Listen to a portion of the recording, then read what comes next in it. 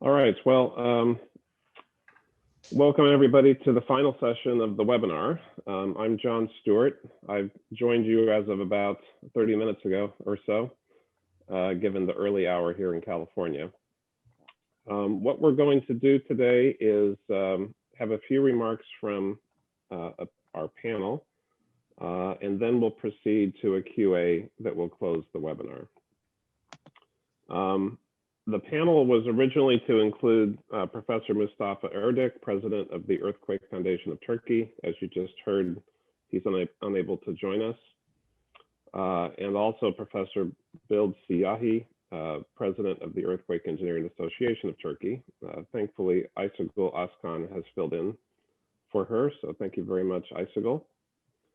We also have Tasso Sextos, president of the Hellenic Association of Earthquake Engineering and a report coordinator, Professor George Mylonakis, University of Bristol, and report coordinator, and Professor under Cetin, Middle Eastern Technical University, and report coordinator. So this is our panel. As I mentioned, our aims are twofold. First, we'll hear from these leaders, as well as the coordinators of the report, on what some of the key lessons learned from this event are. Some of these lessons may be apparent already from the data that's been collected up till this point, while other lessons may be somewhat speculative at this point, pending subsequent research to really draw the lessons out of what's been learned in this earthquake. We hope that will take about 20 minutes or so, and then we'll transition to QA. So in the QA session, the panel will respond to questions from the audience. And the idea here is that these would be kind of high-level questions of major lessons learned from this earthquake and what we can take from it moving forward to advance the profession. Okay, so why don't we proceed to the summary remarks, and I will ask Professor Askan to begin. All right, thank you, Professor Stewart. Actually, I would like to, first of all, express the thanks to everyone and go directly to the major points that I've been noting since this earthquake, actually since the 2020 beginning, Elazığ earthquake in Turkey, not only this one. We have been learning and relearning and relearning. And whenever someone says lessons learned, my reaction is, are they? Are they actually learned in terms of earthquakes? So I want to focus some issues that actually show themselves over and over again. And maybe we can also find some remedies or propose or talk about them. So the first point that I would like to mention is the integration of risk in the urban areas. Now I realize that we have, as academics and maybe research community, we have the tools with the advance in computational tools, modeling tools, and experimental tools. We have the capability to model, to simulate, and to investigate in detail the effects of earthquakes. And we can actually do scenarios, we can integrate risk components, we can find results. But I do wonder how many of us, or how good are we at really integrating the different aspects of the earthquakes? Are we working together, the earth scientists, engineers, planners? Are we working with the social and economic aspects all together? Or are we more focused on different aspects of the earthquake problem in particular by each group? So I was thinking about this actually throughout today during the really valuable and interesting talks. And I was also thinking, not only probably seismic hazard, but multi-hazard should now be of concern, because we got questions about whether COVID affecting the earthquake response, or we were talking about geotechnical and structural and social aspects of the problem. And another point I would like to make is, while the research is really advancing in multi dimensions, what's happening in the practical world? I mean, we are, of course, putting our research into practice with a certain time delay. That's natural. How do we do that? We do it with the hazard maps, as you see back there, with fault maps, with building codes, with standards on lifelines or other type of structures.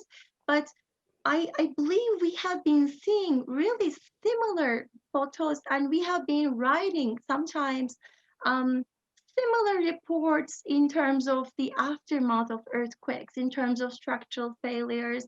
And I see actually some things being repeated in some parts of the world. And I've been thinking about it. So what do we have particularly related to Turkey? Maybe we have problems related to quality control, code enforcement. Sometimes the designs would be really perfect. You would not find any problems on paper, but apparently the practice is not always the same. And this brings me to the fundamental idea that are we really assessing the risks before events happen? I mean, we are really good at risk assessment during the event, but are we as good in the stage before the hazard? So a little bit about potential remedies. I'm now thinking that we know our faults. Of course, PSHA is there with all the uncertainties related to its type characterization is there as a major source of uncertainty, and probably a little bit more deterministic on the structure side, but still, you have your own probabilistic aspects, let's say.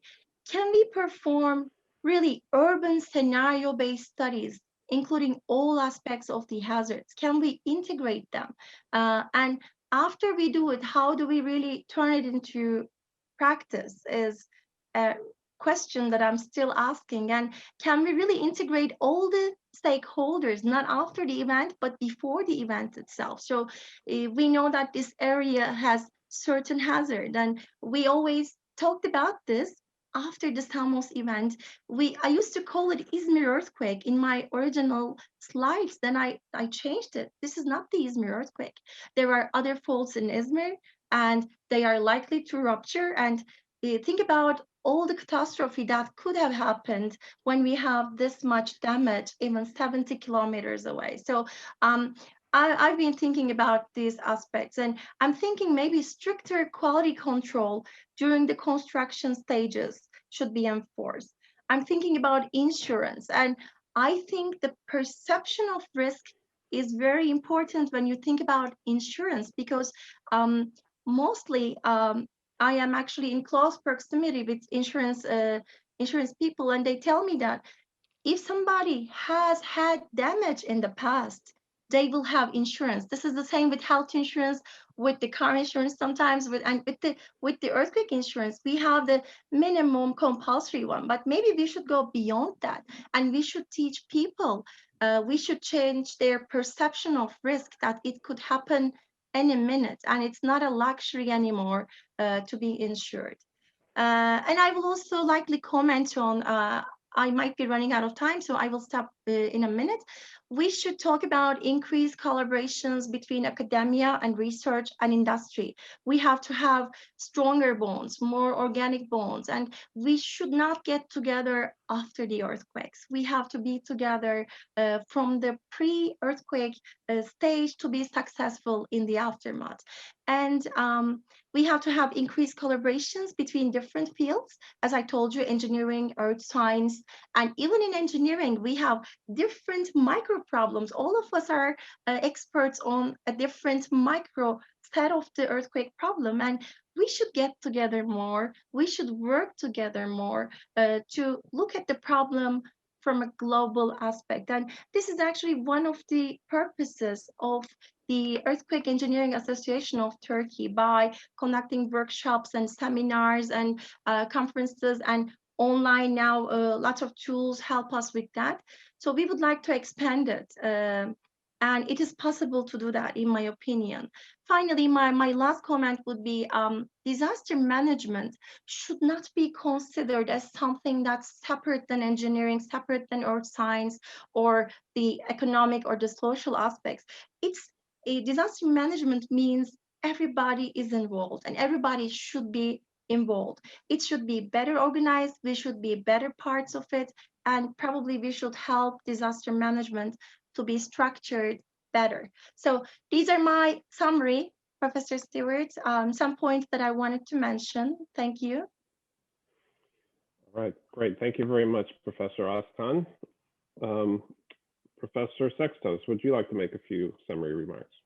Thanks very much. I'm very pleased to follow up actually after Professor Özkan's excellent remarks, because in fact I fully agree that in this particular earthquake, but also in previous earthquakes, we keep on learning things that we think we know.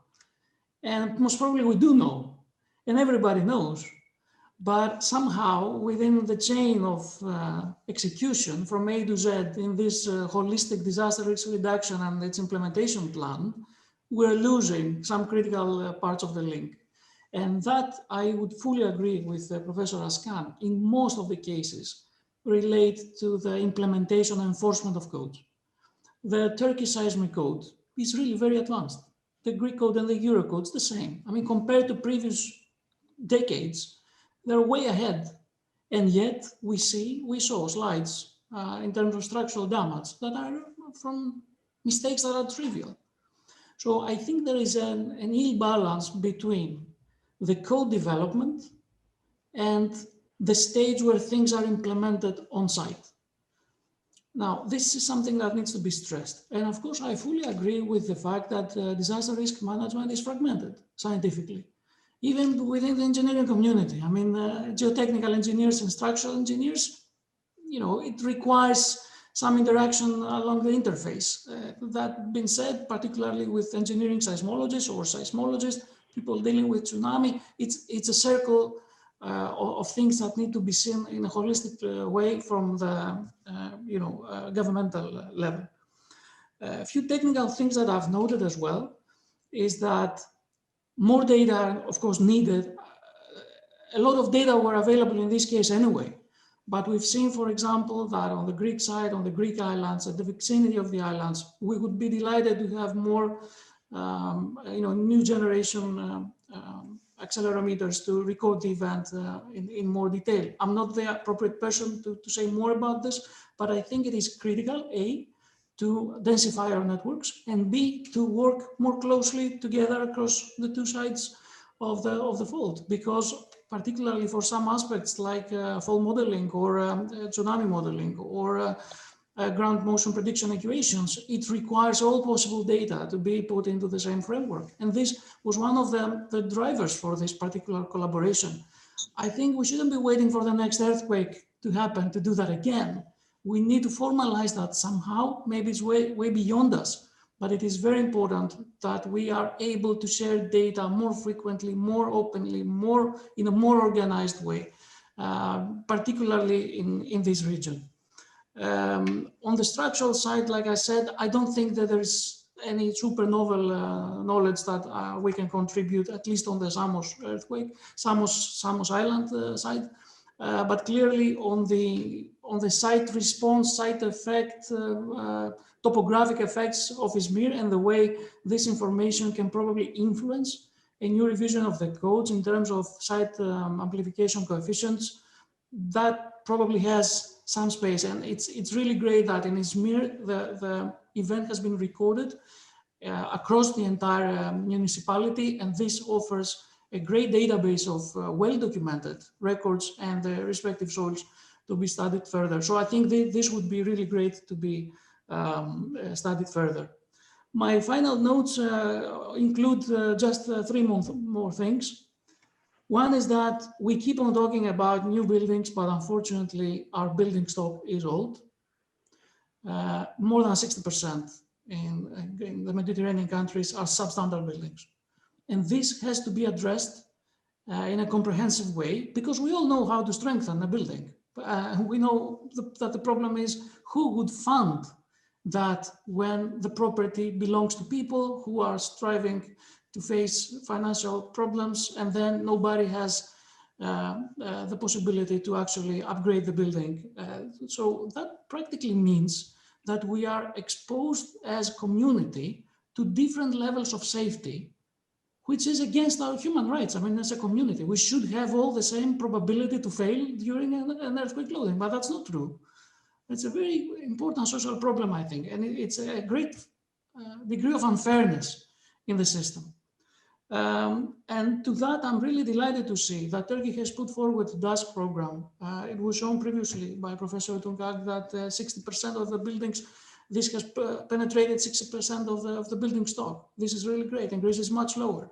In Italy, there are other programs like Sismo Bonus.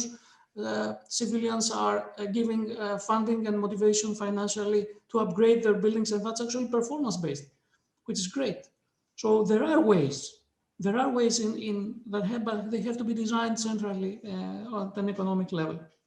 And finally, this was a case where the pandemic was the extra hazard that normally was not in place. Hopefully, Izmir was not as heavily hit at that time. Samos Island, the same. People could move around easily and freely. But what if it was a different period with a different hotspot and a higher acceleration? That also relates to the quality control. It was shown a scenario in Izmir. What if the ground motion was up to the design level? What would be the percentage of the building that would collapse? How would that compile with the problem of a global pandemic? This is now a new world. This has to be seen in the framework of disaster risk reduction in a holistic way. So all these are open. Apparently, we're not going to solve them tonight. But I think we can promote the dialogue and use this excellent Greek-Turkish-US collaborative platform to do more before the next earthquake. Terrific. Thank you so much, Professor Sextos.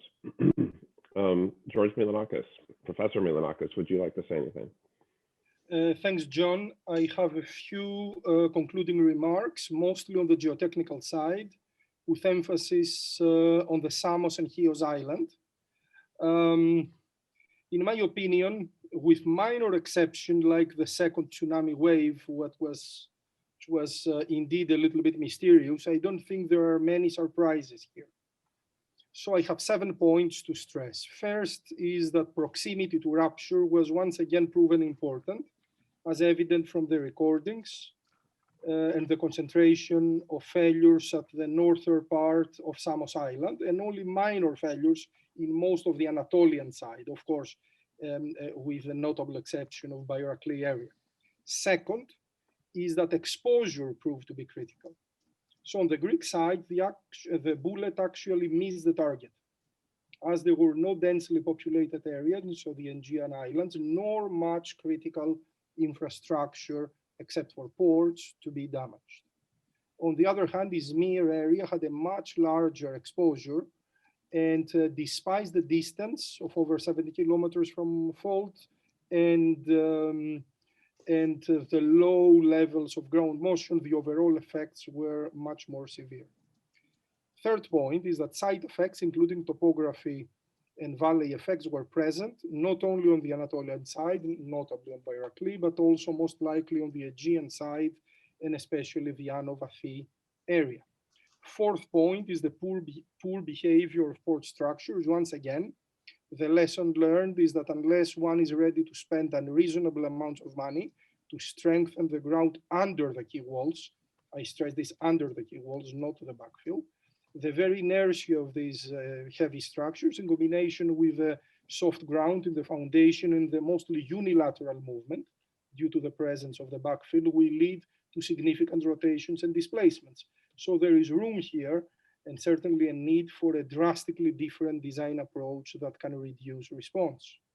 The fourth point is that we have a number of possible cases of marginal liquefaction in Samos, which are potential importance as they might help us better define that famous boundary between liquefaction, non-liquefaction in relevant charge. The sixth point is that for the vast majority of cases, the solution to the problem won't come from an academic desk or a lab, but mainly by respecting the seismic codes and construction practices. This highlights the critical role of professional associations, civil engineering ones, and the government in ensuring quality in design and construction. Sixth point, this was covered by Tassos very beautifully, is the importance of instrumentation. On the Greek side, we need to support critical partners. We have a number of critical partners like ITSAC, NOAA, and a number of smaller partners like UPatras as well, with maintaining and, as Tasso said, expanding the strong motion network. We missed a critical recording at Karlovy this time, and hopefully this will be avoided in the future. Of course, ITSAC was not responsible. We know that there were other factors involved. We should also collaborate more closely with our scientists in a wider sense, working on the source problem as well. There are many factors to be incorporated into engineering design that our scientists could provide. And last but not least, the boundary between the two countries provides certainly a common important observational area that should be treated as such. Thank you. Thank you, Professor Mylonakis. And Professor Cetin. Thank you, Professor Stewart. With your permission, I will use 2 minutes to go over some of the highlights by using the presentation. That will help me to conclude my remarks in a fast manner. Basically, this event produced significant damage in Izmir Bay, 65 to 70 kilometers away from the source. The major contribution is that this event basically contributed to our database because this is probably one of the largest normal event available in the database. So it also proved that we didn't know much about normal events because neither the available records nor the mechanisms are very much in conformance with our expectations. There are some fluctuations in our predictions. You see the dots, this is the Bayraklı region, significant damage there.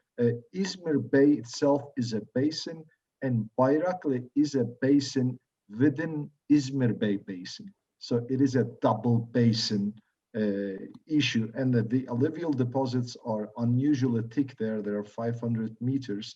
And then to be able to understand the cause of damage concentrated in Bayraklı, we look at the source. Then we observe that it's Murphy's law. Coming from the source, we have some large period energy available at the source, and that large period energy was kept present all the way when it's propagating towards Bayraklı. So unusually rich long period energy available in the source.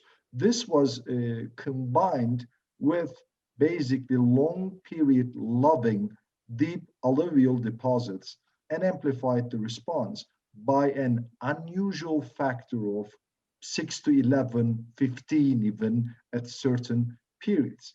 And that further combined with the natural period of 7 to 9 story buildings, which shows the shaded zone, and then again amplified. So this is Murphy's law, bad combinations.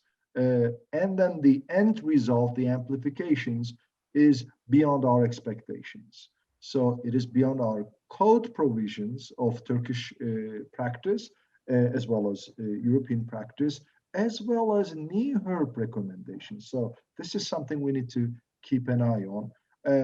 Moreover, in the future, we perform some analysis. It looks like this is not a design basis event for Bayraklı. This is a surface level event. And in a design basis event in Bayraklı, we expect some exceedance of the design basis spectral levels, which is also a reminder for us that we should be careful and maybe reconsider.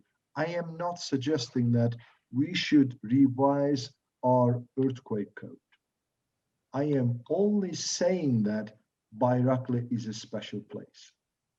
Maybe there we need to have some other tools, maybe like a site or neighborhood specific code practice to overcome this problem.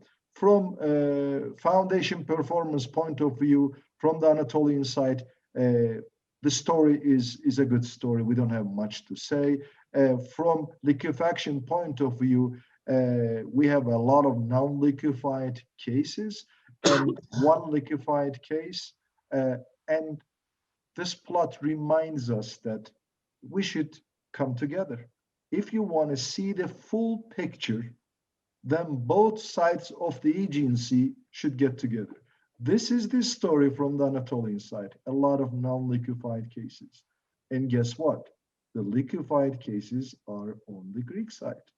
So when two researchers, they get together, then they see the boundary between those cases. So that also reminds us that we should get together and appreciate this collaboration. So from liquefaction point of view, this is the story, and we have non-liquefied and informative non-liquefied cases.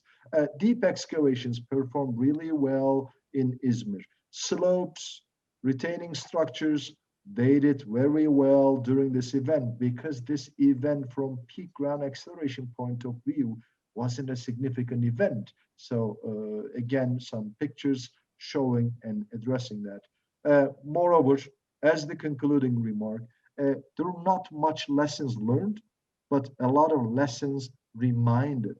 So one is that basin effects, a mini Mexico event, reminded us that we should take basin effects in our design provisions beyond what we have in practice, because the amplifications are beyond what we are anticipating. We are not observing a 30% or 35% increase in intensities, but we're observing a 5 to 6 times amplified events, which is beyond our expectations.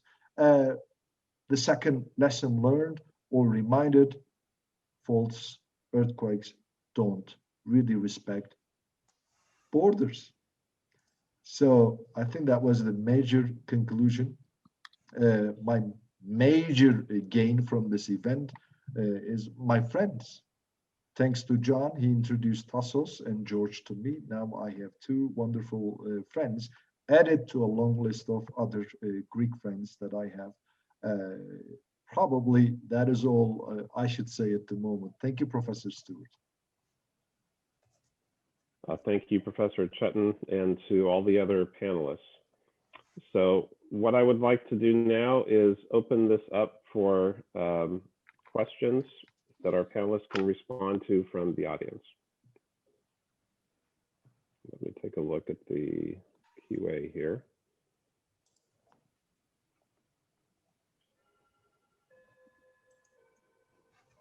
I see a comment. I would like to thank all the researchers for their great effort in the collaborative studies. This will be very useful for further damage mitigations in Turkish coastal cities and Greek islands. Yes, we hope so too. Yes, we totally agree.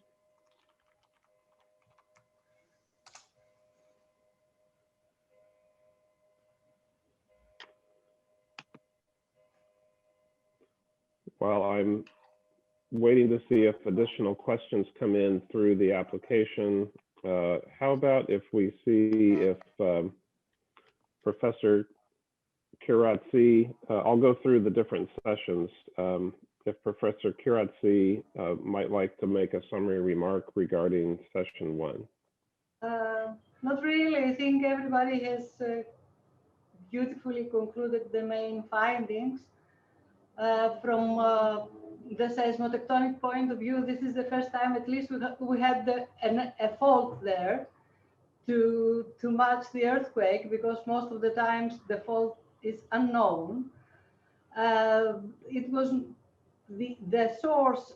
There were two main slip episodes. I didn't have time to solve the slip model, and probably the second episode explains the second tsunami that people were talking about.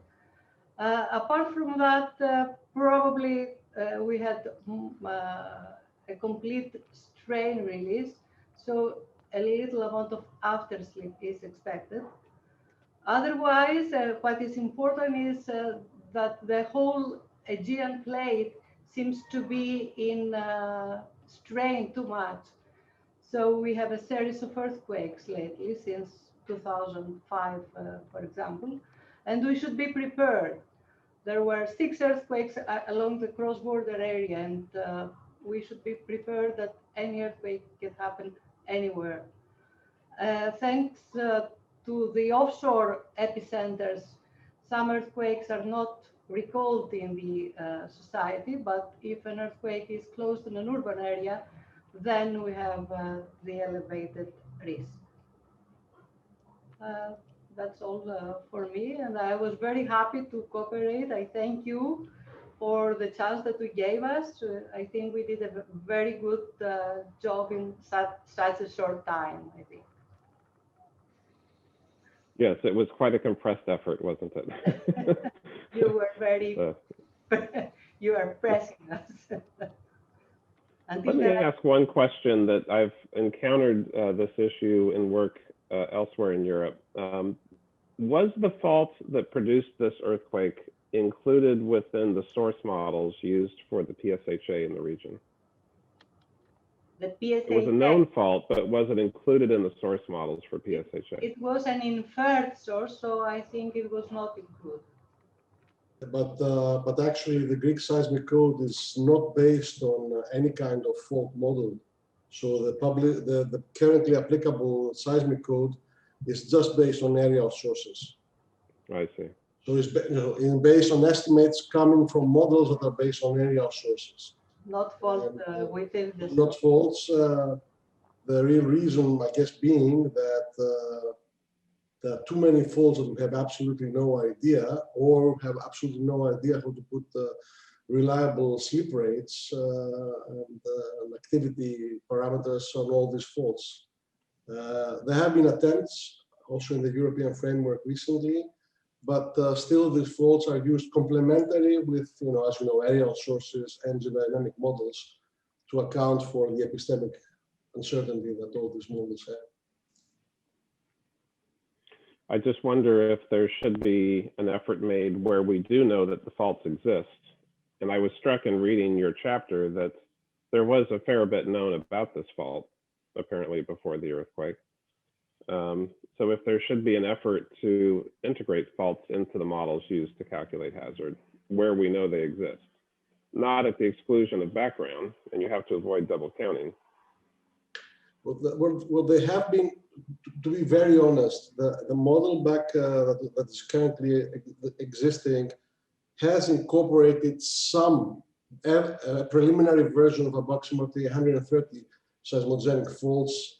So there have been such computations back 25 years ago. I mean, we haven't updated seismic motions for our code for at least 20 years in Greece, but there have been some estimates. Again, I must stress that to the best of my knowledge, the activity rates on these faults are very, very poorly constrained. And this is even more prominent for offshore faults for obvious reasons. I must also stress that my feeling is that there's when we do know that there are faults in close proximity with major centers, especially urban centers, there's a reluctancy of people to accept the higher risk associated with these faults. Most of our cities are built in basins that are adjacent to major active faults because the land is better there, when we were still an agricultural country. Yeah, water availability next to mountain ranges. And as a result, many of our cities are built right next to major faults. Most people don't really like it. I guess it's kind of difficult to make people persuade people that they should do something about it, because clearly that means that our urban centers have a higher risk than other places. So I think it's a difficult question to digest from a scientific and engineering and construction and policy making point of view. But I talk too much, somebody else will speak. Well, one thing we've learned in California is that the window of time for change from a policy point of view is short, but it is open after a major earthquake. And once you get maybe a year or two past it, that window is effectively closed. So if there was ever a time to say, maybe we should reconsider how we do certain things, including what we've just been talking about, including fault sources, this would be the time, I think, to push it through the professional societies. Professor In the Stewart, interest of, yes, go ahead. may I interrupt for a second, just to contribute and break the ice a little bit? That window is always open for Anatolia, because we have so many frequent bigger events pretty much every 6 months that we're exhausted. We can't keep up with the pace of reconnaissance because we're running from one event to another event. Just to make the comment that the window is always open. The problem is politicians, sometimes they don't want to see it. Thank you. John, Nikos Theodoulidis had raised his hand. I don't know if he's still online. Yes. Nikos, please go ahead. Yeah. I have a comment about the lessons learned, or more correct is the lessons reminded, as Kemal said before.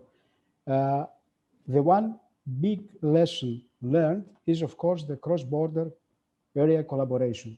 That's the first one.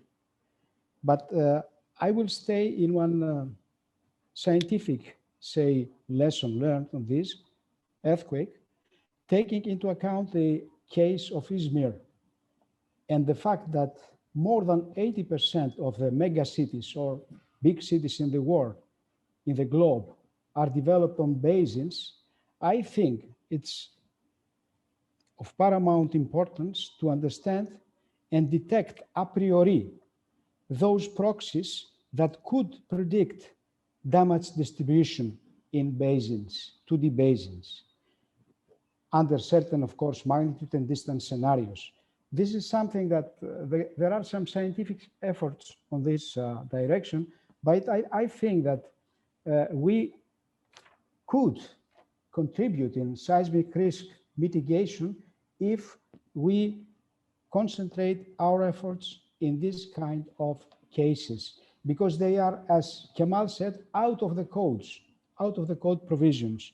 So this is my comment, and for the future, actions of our society. And this, of course, demands collaboration between seismologists, geotechnical, and structural engineers. Thanks, John. Thank you. Those were great comments. Professor Yalcin Let me ask, is raising his hand. Pardon, I missed that. Who was raising their hand? This is Ahmet Yalciner. Please. I would like to say a few words from the marine side, from tsunami side. First of all, I agree with all the good wishes for the collaboration. This event, the Greek, US, Turkish collaboration after the event was excellent. And I know that continued collaboration is essential, and we will follow this. From the tsunami side, the data sharing is very important. However, the bathymetric data cannot be shared easily because of many reasons. That's international reasons. There are two things I would like to say. One of them is the awareness. There were 3 earthquakes happened in 2017 in Lesbos, June 12th, and 2017, 1.5 months later, July 20, Bodrum Cross earthquake. And there were tsunamis generated after those earthquakes. They were small. First one doesn't cause any damage, but second one, Bodrum Cross, caused damage of boats in Bodrum. This one is very clear, and but the previous one increased the awareness a little bit, and nowadays we have seen that awareness is increasing. For tsunami hazard, awareness is very important factor. Finally, I would like to say that the data collection and monitoring is very important. Not only seismic data, but also sea level data is very important. we had some difficulties to have limited sea level data. So there must be much more sea level measurement devices installed in not only Aegean Sea, but also in the other critical regions for tsunamis. Thank you very much. Thank you. One session chair that we've not heard from, and I wonder if he would like to comment, is Professor Ukan for session 6.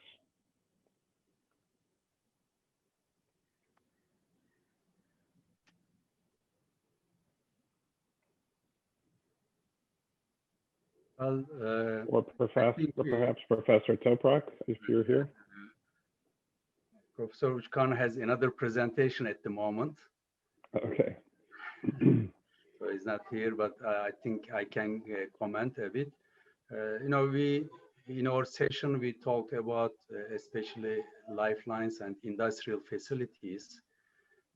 In that particular case of Izmir and Aydın, we communicated with lifeline utility companies, organizations, and they repeatedly say that there is no damage observed in their systems. But in my talk also, I mentioned that according to previous observations, there might be some maybe damages like leaks or you know, undetected damages maybe. And we will try to figure out actually to find some methodologies to detect those kind of damages, in the sense that once these systems got even some undetected damages for now, but in the let's say we have an earthquake in 6 months from now or some other soon time, and we can got much higher damages in that earthquake than expected. So I think we should be able to detect those, and we should get some mitigation or we should prepare some mitigation strategies for the lifeline systems in those mega cities. I think this is important. So we cannot just say there is no damage, let's skip that. And we also noticed that actually in our communications, those utilities need to do some improvements in their documentation, maybe in their reporting also. And we noticed that actually they don't have regular, some of them at least, I shouldn't say all of them, but they don't have regular maintenance records taken. And it is,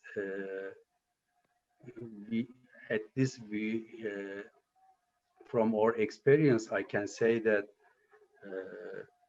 those aspects should be improved as well for planning purposes as well, for preparation for future earthquakes. So even though, maybe in short, I can say, even though we don't observe any damages, I think we took some lessons from that earthquake to get ready for the future ones, and to do some more improvements in our utility companies. Thank you. Yes, it's impossible to overstate the importance of our lifelines. And the study of them is very important as well. All right, well, I think we've heard on all the different subjects from the sessions. So I think it may be time to wrap this up. John, maybe before you wrap it up, Katerina could not join because of the time zone differences, and I can see that she has just joined us. Oh, is that right? Right. Maybe she would like to make a few comments with your permission. Thank you, Ander. Good morning from California. I joined just when you had started the summary and discussion. I'm perfectly covered. I would like to echo the very thoughtful comments that you in particular and George Mylonakis made. with regards to the geotechnical lessons learned. And of course, I really enjoyed the pointing out of reminders, not quite new lessons. So thank you so much for calling me out. Yes, I was here. I listened to a few things. Unfortunately, couldn't join earlier. And it was definitely a pleasure to be working with all of you on this humongous effort. So thank you. Thank you. One comment, John, regarding Katerina's participation. Since many of us, including the more experienced people, because we have participated in many gear reconnaissance efforts, including Tassos, me and others, were not available to travel to Samos because of the COVID disruption. Katerina provided a tremendous support to that early effort because happened to be in Greece. She volunteered very quickly, so she provided very valuable support in that very critical early stage of that first reconnaissance conducted in November.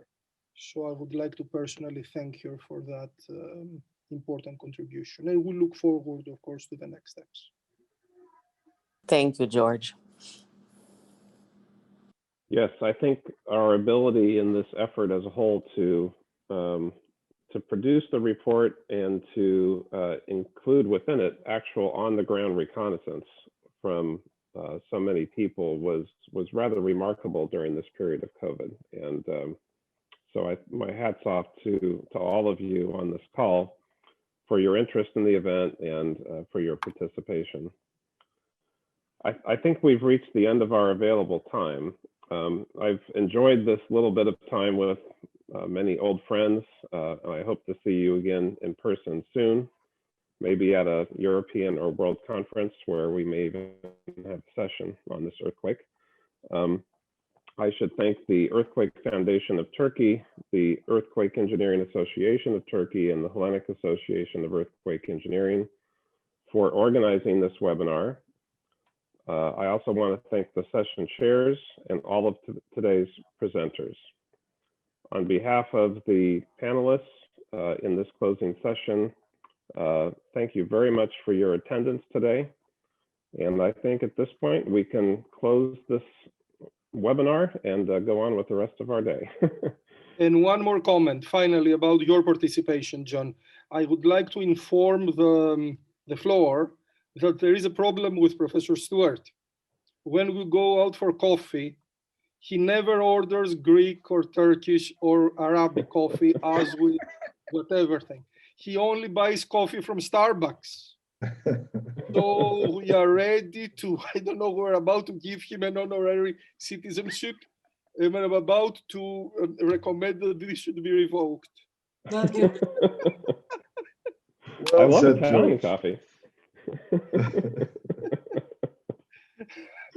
Only Stavros. So at some point, John, you should learn, you know, the great habits of having a great Greek, Turkish, Arabic coffee, or even from Yemen, as I have heard, or even Africa.